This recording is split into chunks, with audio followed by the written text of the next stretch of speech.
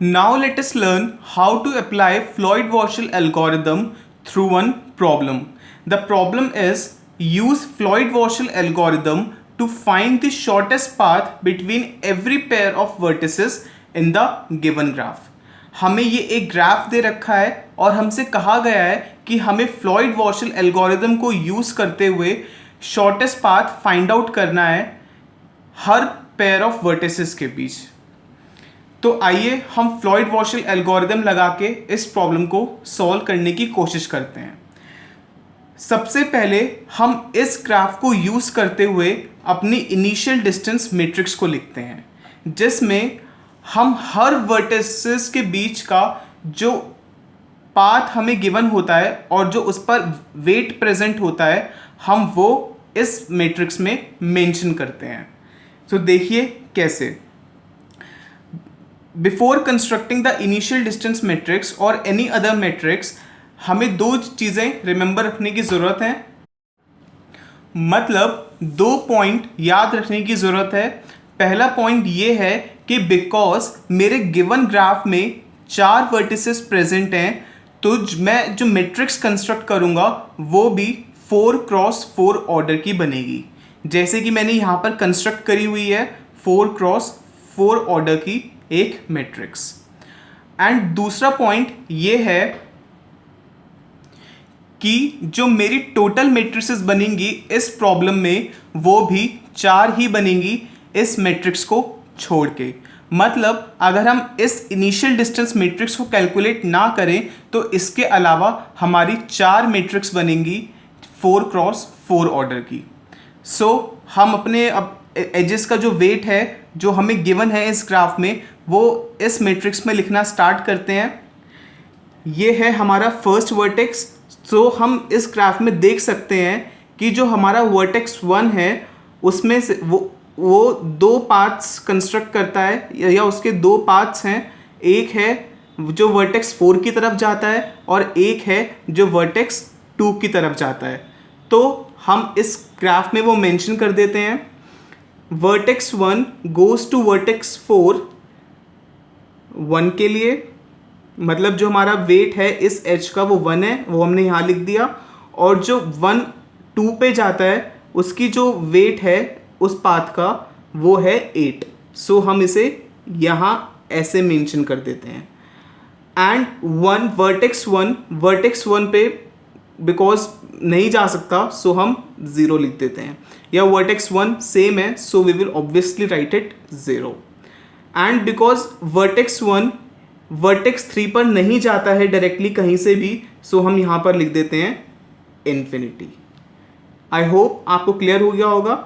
अब हम बाकी सारे वर्टिसेस के लिए लिखते हैं। Now let us right for vertex 2। हम देख सकते हैं कि जो वर्टेक्स 2 है वो खाली वर्टेक्स 3 पर जा रहा है और इस पाथ का जो वेट है वो है 1। सो हम लिख देते हैं यहाँ पे कि वर्टेक्स 2 गोज़ टू वर्टेक्स 3 और इस पाथ का जो वेट है वो है 1। वर्टेक्स 2 और वर्टेक्स 2 बिकॉज सेम है सो हम यहाँ पे लिख देते हैं 0, राइट। एंड बिकॉज वर्टेक्स 2 जो है वो वर्टेक्स 1 और वर्टेक्स 4 पर नहीं जा रहा है सो हम यहाँ पर लिख देंगे infinity, right. Now let us right for vertex 3। we can clearly see that vertex 3 only goes to vertex 1 directly and the weight of this edge is 4, so we will write it here 3 to 1 जिसका weight है 4। and because जो vertex 3 है वो बाकी किसी भी vertex पर नहीं जा रहा है so हम लिख देंगे infinity, right। and vertex 3 और vertex 3 same है so हम यहाँ लिख देंगे 0 and here infinity। Now let us write for vertex 4. Vertex 4 goes to vertex 2 and vertex 3 और इनके जो weights हैं वो है 2 और 9। So हम लिख देते हैं यहाँ पर vertex 4 goes to vertex 2 with a weight of 2 and vertex 4 goes to vertex 3 with a weight of 9 and vertex 4 हम यहाँ पर 0 लिख देते हैं और यहाँ पर लिख देते हैं infinity because vertex 4 वर्टेक्स 1 पर नहीं जाता है डायरेक्टली। सो ये हमारी इनिशियल डिस्टेंस मैट्रिक्स हो गई। और यहाँ पर एक बात नोट करने लायक है कि जो डायगोनल एलिमेंट्स होंगे ये वाले, वो हमेशा हर मैट्रिक्स में ज़ीरो ही होंगे, बिकॉज ये दो जो वर्टेक्स हैं वो हमेशा सेम होंगे, right. Now let us right our second distance matrix, that is D1। जैसा कि मैंने आपको बताया था कि इस प्रॉब्लम में हमारी टोटल 4 मैट्रिसेस बनेंगी इस मैट्रिक्स को छोड़ के, सो मैंने यहाँ अपनी 4 मैट्रिक्स लिख ली हैं, right. Now we will start filling these 4 matrices. हम सबसे पहले अपनी D1 मैट्रिक्स को लिखते हैं। D1 मैट्रिक्स को लिखने के लिए हम प्रीवियस मैट्रिक्स D0 का यूज़ करेंगे। जब हम अपनी D1 मैट्रिक्स लिखेंगे तब जो हमारी फर्स्ट रो और जो फर्स्ट कॉलम होगा प्रीवियस मैट्रिक्स का, उसे यहाँ पर एज इट इज कॉपी कर देंगे, राइट। सो हम यहाँ लिखते हैं 0 इन्फिनिटी 4 इन्फिनिटी, ये मैंने फर्स्ट कॉलम यहाँ पे कॉपी कर दिया है। सिमिलरली हम फर्स्ट रो भी एज इट इज को यहाँ पर कॉपी कर देंगे, राइट। सो मैं यहाँ पे लिखता हूँ 8 इन्फिनिटी 1। सो मैंने यहाँ पर फर्स्ट रो और फर्स्ट कॉलम को एज इट इज लिख दिया है, जैसा कि मेरा इस मैट्रिक्स में लिखा था। अब देखिए बाकी एंट्रीज को कैसे फिल करना है। हम सबसे पहले अपनी रो को देखेंगे, या कॉलम को भी देख सकते हैं, बट हम रो कंसीडर करेंगे। जब हम अपनी इस रो को ऑब्जर्व करेंगे तो हम देख सकते हैं कि यहाँ पर मेरा इन्फिनिटी प्रेजेंट है, और जहाँ भी मेरा इन्फिनिटी प्रेजेंट होगा इस रो में, उस इन्फिनिटी वाली रो को हम एज इट इज़ कॉपी कर देंगे इस वाली मैट्रिक्स की तरह, राइट।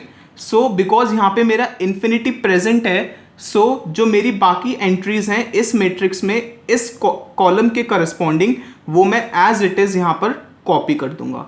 तो मैं यहाँ लिख दूंगा 1 0 9, राइट। अब मैं अपनी रो को ऑब्जर्व करूंगा, सॉरी कॉलम को ऑब्जर्व करूंगा, और जहाँ पर मेरा इन्फिनिटी प्रेजेंट होगा उसकी करस्पॉन्डिंग रो को मैं एज इट इज़ यहाँ पर कॉपी कर दूंगा। सो बिकॉज मेरा इन्फिनिटी यहाँ पर और यहाँ पर दोनों दो जगह प्रेजेंट है, सो जो ये दो रोज होंगी वो मैं एज इट इज़ कॉपी कर दूंगा जो जहाँ ऐसा लिखा हुआ है। सो मैं यहाँ पर लिखूँगा 0 and infinity and similarly 2 and 0। I hope आपको यहाँ तक समझ आ गया होगा। अब आप देख सकते हैं कि हमारी 2 एंट्रीज बच गई हैं, एक तो ये वाली और एक ये वाली। इस एंट्री को फिल करने के लिए हम जो हमारी इनिशियल रोज थी, यानी कि जो D1 के करस्पॉन्डिंग फर्स्ट रो और फर्स्ट कॉलम था, हम उसका यूज़ करेंगे। सो हम कैसे यूज़ करेंगे? इन एंट्रीज को फिल करने के लिए हम इसके करस्पॉन्डिंग रो और करस्पॉन्डिंग कॉलम का सम करेंगे। जैसे इस एंट्री के करस्पॉन्डिंग 8 है इस रो में और कॉलम में 4 है, सो हम क्या करेंगे 4 + 8 करेंगे और जो रिजल्ट आएगा वो यहाँ पे लिख देंगे। Like 4 + 8 is 12, so I will write here 12. And now this entry corresponds to this one and this 4, so we will add these two and we will put the result here. 4 + 1 is 5, so I will write 5 here. I hope आपको clear हो गया होगा इतना। Now let us write our matrix D2. D2 matrix को construct करने के लिए हम D1 मैट्रिक्स का यूज़ करेंगे, एंड बिकॉज हम D2 मैट्रिक्स लिख रहे हैं, so what we will do, we will copy the second row and second column here as it is. So what we will write here, we will write 8 0 12 and 2. Similarly I will copy the second row as it is, so what I will write, infinity 1 and infinity, right. अब मैं एक एक करके अपनी column और अपनी रो को observe करूंगा और जहां पे भी इन्फिनिटी प्रेजेंट है उसकी करस्पॉन्डिंग रोज और कॉलम्स को मैं एज इट इज कॉपी कर दूंगा। सबसे पहले मैं अपनी कॉलम को कंसीडर करता हूं। यहां पर मेरा कोई भी इन्फिनिटी प्रेजेंट नहीं है, सो मुझे कुछ करने की जरूरत नहीं है। Now I will consider this row because इस रो में मेरा एक इन्फिनिटी ये है और एक इन्फिनिटी ये है, सो इसके करस्पॉन्डिंग कॉलम्स को मैं एज इट इज कॉपी कर दूंगा। राइट, जो यहाँ पर एलिमेंट्स लिखे हुए हैं वो directly as it is copy हो जाएंगे इन दोनों कॉलम्स में। So I will write here 0, 4 and infinity. Right, similarly 1, infinity, 5 and 0. I hope आपको यहाँ तक समझ आ गया होगा। Now we will fill these entries. Okay, so to fill these entries we will observe the second column and the second row because this entry corresponds to this element of second row and this element of second column. So we will sum these two elements and we will write the result here, that is 8 plus 1 will be 9.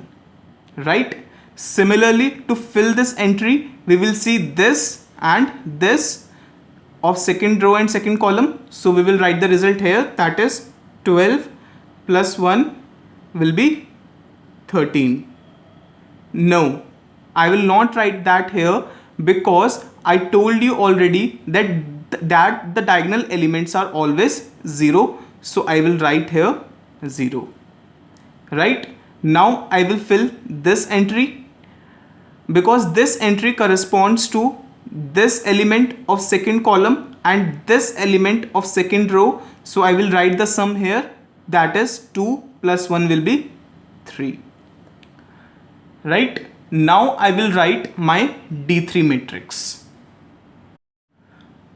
Now because we are writing the D3 matrix, so what we will do, we will use the matrix D2 and we will copy the third row and third column as it is.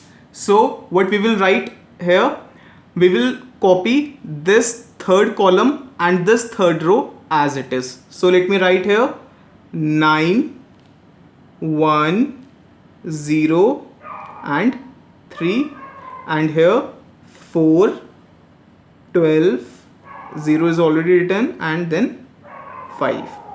Right, now we will observe these two rows, this row and this column and we will find where infinity is written और फिर जहाँ पर infinity लिखा होगा उसके corresponding rows and columns को हम as it is copy कर देंगे। बट यहाँ पर हमारा कहीं पे भी इन्फिनिटी प्रेजेंट नहीं है, सो हम डायरेक्टली किसी चीज़ को यहाँ कॉपी नहीं कर सकते। And because we know that the diagonal elements are always 0, so I can write here 0, 0 and 0. Now we will have to find the values of the rest of the entries.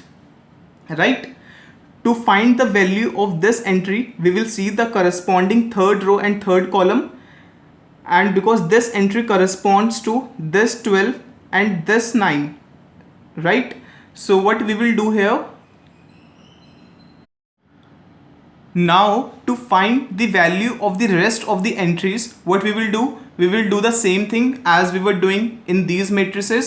So what we will do, to find the value of this entry, what we could have done or what we will do, we will sum these two elements, this is third row and this is third column, so the corresponding elements of this entry are 9 and 12.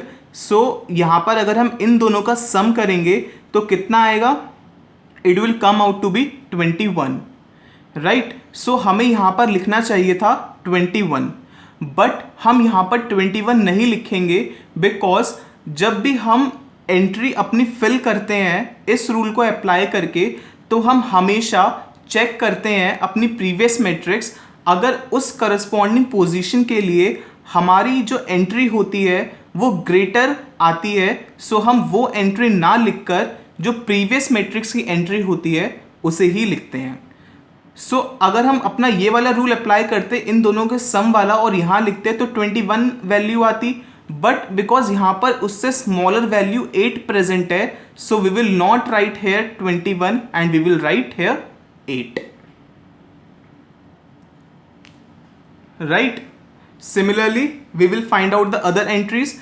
To find out this entry, what we will do, the corresponding elements are 1 and 4, and because 1 plus 4 is 5, which is less than infinity, so what we will do here, we will write here 5. Now we will fill this entry. This entry corresponds to this element and this element. The sum of these two elements is 7, which is less than infinity, so we will write here 7. Right? Now we will fill this entry. This entry corresponds to this element and this element. The sum of these two elements is 12 plus 3 is equal to 15, which is greater than 2, so we will not write 15 here. Instead, we will write this 2. So we will write here 2. Right? Now we will fill this entry. This entry corresponds to this element and this element. The sum of these two elements is 14, which is greater than 1. So we will write here 1 and not 14. Right? Now we will fill this entry. This entry corresponds to this element and this element.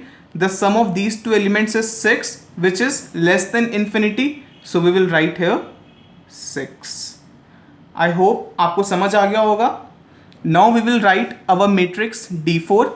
As we are writing the matrix D4, so we will copy the 4th row and 4th column as it is. So what we will write? We will write here 1, 6, 5, 0. Right? And we will copy this row as it is. So I will write here 7, 2, 3, 0. And because the diagonal elements are always the same, so what we will write here? We will write here 0, 0 and 0. So the diagonal elements are 0. Because in this row and in this column there is no infinity, so we can't directly copy anything from here, and we will have to find out the entries of this matrix individually. So to find out this entry corresponds to this 6 and this 7. The sum of 7 plus 6 is 13, which is greater than 5. So what we will write here? 5. Right? Now we will fill this entry. This entry corresponds to this element and this element. The sum is 2 plus 1 equals to 3, which is less than 8. So we will write here 3. Right? Now we will fill this entry. This entry corresponds to 3 and 1. 3 plus 1 equals to 4, which is less than 9. So we will write here 4. Now we will fill this entry. This entry corresponds to 3 and 6. The sum is 9, which is greater than 1. So we will write here 1 and not 9.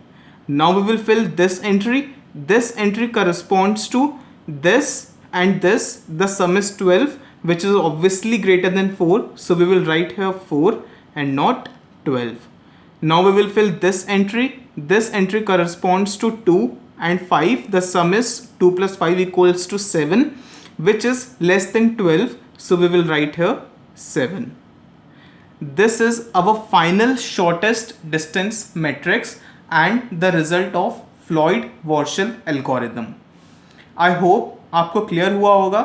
And remember, जब हमने अपनी ये matrix लिखी थी D2, तब भी हमने वही रूल फॉलो करे हैं जो हमने इन दोनों मैट्रिक्स के कंस्ट्रक्शन के समय करे थे, बट हमने यहाँ चेकिंग नहीं करी थी. सो आप चेकिंग कर लेना यहाँ पर, बिकॉज अगर आप चेकिंग नहीं करेंगे सो आपका आंसर रॉन्ग हो सकता है.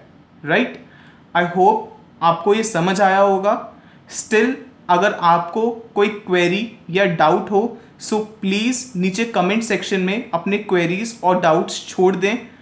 I will definitely try to answer those doubts. So this was all about Floyd-Warshall algorithm. Thanks for watching and please like, share and comment. And yes, don't forget to subscribe for getting the latest updates. Thank you so much.